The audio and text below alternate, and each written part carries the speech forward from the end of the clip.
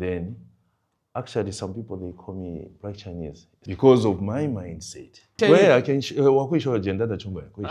then I would say, hey, how about we are within the Chinese sector, isn't it? Yes. And they are sharing the technology. Where we came from, we are now going on automation side of it. What I mean is we need to have results at the end of the day. And we shouldn't be living on that life of dependent syndrome. Yeah. Give me.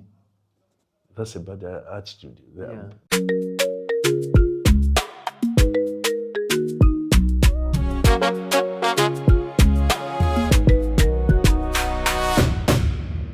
Okay, so before we get started, I would like you to just introduce yourself. My name is Mwelwa Darlington. I'm the Chief Electrical Engineer. I'm also a superintendent in one department, operations.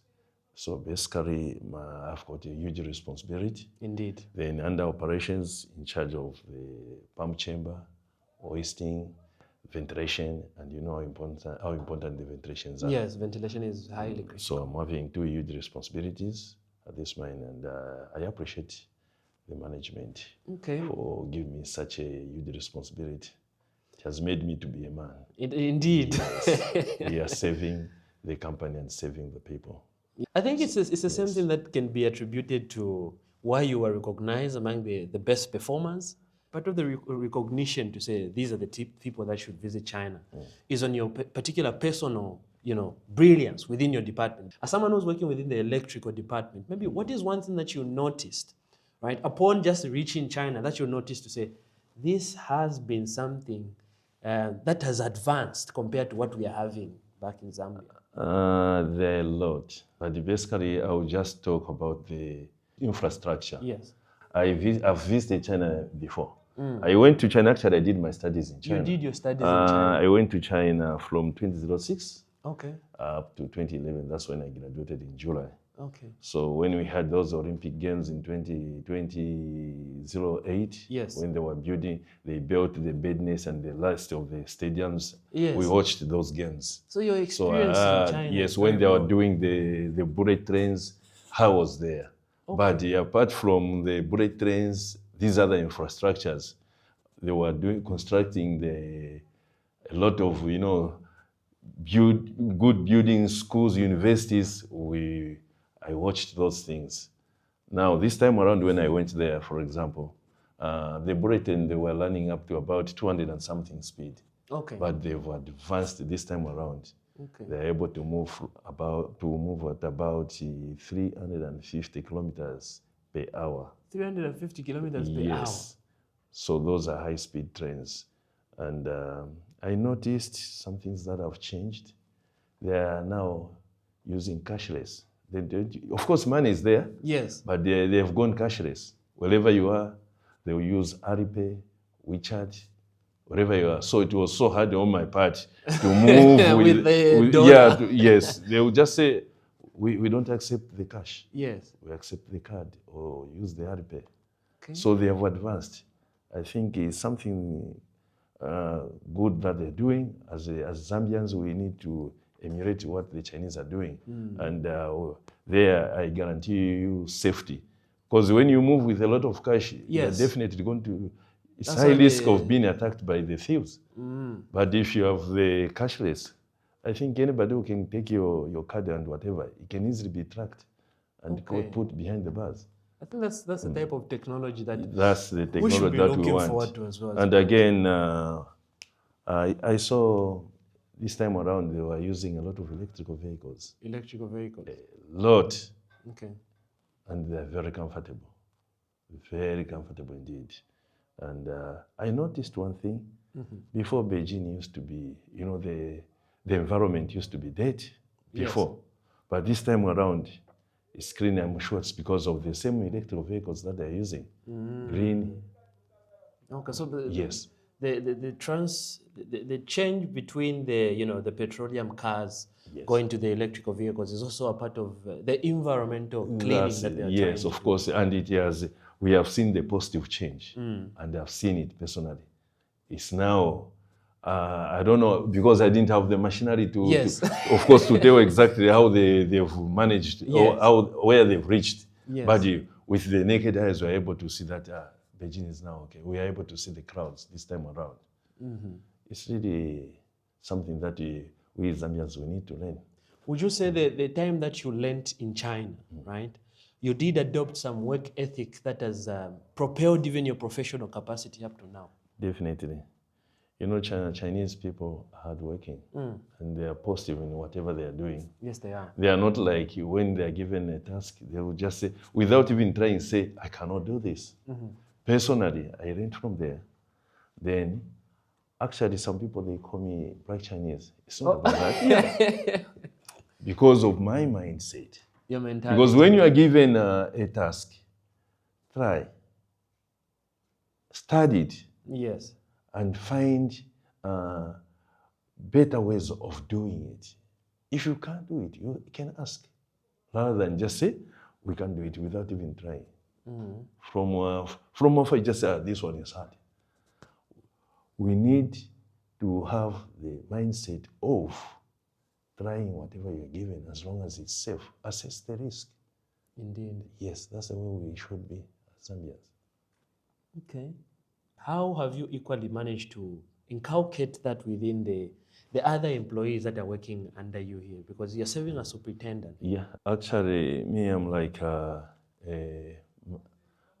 marshal field, you know? Yes. So whatever task is given, if I see that my men are unable to do it, and I know that I can do it, yes. I know it can be done, I always demonstrate and give them guideline on how they should do that particular job. Starting from the simple job up to the complex one. I definitely have an hand to do with those kind of works. Okay. I mentor them. Not from just because we're having an interview, no. Yeah, yeah. I go on the ground and I show people and I tell them, me, I'm a general supervisor. Indeed. General supervisor can even work with a shovel. Yes. You show them how you're supposed to do. Take the soil out of the, out of the trench, how to dig. You show them how to do electrical installation, how to do production. That's our job. Okay. Yes. What is just something that you would want to share with us? Something that you just want to tell us? Anything? As the Zambians? As Zambians? Of course, yes. the Chinese have shared we are within the Chinese circle, isn't it? Yes. And they are sharing the technology. Where we're working from, we have technology with a lot of POCs. And people, we are learning slowly, those POCs that we have. We are now going on the automation side of it. Yes. So, the Chinese, for example, they took us to China to go and visit. Of course, they wanted us to go and learn the culture, isn't it? Indeed. And of course, to learn the technology of which I've mentioned. Telling us that this is what we are doing as NFC, we are like this. As a country, China, we are like this. Yes. So they are also telling us to think outside the circle. Yes. The same technology, it has to be developed within our communities. Indeed. Meaning, they are telling us even our community leaders, they need to have a positive mindset. And the leaders can't be there without us changing our mindsets. No, they can't be. We need to also face mindset has to be started, mindset changing must be started with us. If we change the mindset, then it will be very easy for the leaders also to work. So the Chinese themselves, on the ground, their mindset is different. That's why it has made it very easy for the government also to work with these people, because their mindset, they are always on the line. They work hard, they work hard, they have positive minds, and they've preserved their culture. Like Zambia, we haven't preserved it. Okay, we have preserved, but a number of people, like yesterday I was in a minibus, somebody would just insult in the street, which is not okay. So I'm assuming that's not something you would see in China. No. Yeah, there are those languages we talk to each other, not in the public. You understand what I mean? Yes. Okay. And that is definitely positive. And there is much about culture that we also need to, see, not the fact that we are adopting another culture, but we can learn to how people respect and the discipline that they have to ensure that their culture. There are some cultures that are common in everywhere. Respect. Yes. Respecting the elders, even respecting the friends. These cultures are common everywhere, even in China. For me, the Chinese, I have no problem. I see them like my brothers and sisters. So wherever you go, I interact with them very easily. Even when we went to China, they would say, hey, don't do this. They would, you know, Chinese, they are shy. Yes. They would say, I want to take a picture of this foreigner. Yes. Then I say, it's okay. Jiaopian, me wanti. Also, you know how to speak Chinese? Where I can then I would say, hey, ichi Jiaopian, how about? Then you'll be like, you know, Chinese people are good. You know how to speak Chinese? So what language have I been using just now? That's impressive. Did you learn this during the 4 years that you spent during your education? Like I said, I did it in Chinese. Yes. First I had to study Chinese for 6 months. Yes. Then from there, I started learning, you know, we have the technical language, you know. I started learning technical language. So personally, I thought it was hard. Indeed. But I got used to it. So have you ever, because the quality of you being able to speak Chinese, right? Yeah. Have you ever found yourself using that capacity to, you know, because there's usually this language barrier within our working fields. You find there are Chinese personnel and Zambian personnel. Have you ever found yourself being that harmonizer to communicate the expectations of both parties? Definitely, I do that. And I explain to people, sometimes, you know, Zambians, they do misunderstand Chinese. Yes. You know, when they're talking, they say, come on here. So they are shouting. No, they're just saying, what is the matter with you? You know, such kind of things. And personally, a lot of people I'm working with, they're able to speak English. And sometimes we do speak some Chinese, sometimes English. It depends on the situation. Okay. Yes, and I'm able to understand the drawing written, this is a transformer. For example, a transformer in Chinese, we say, Bianyachi.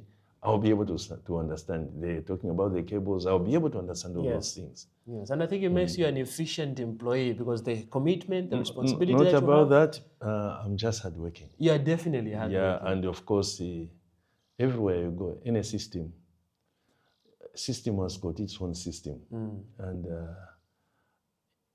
you need to follow the instruction of the system. Indeed. Then you guide them where you need to guide them, so that as an organization, we move together so that without having these other issues. You know, for example, where I am, we have to make sure that whatever we do is in compliance with the regulatory boards, like the government, MSD, and stuff like that.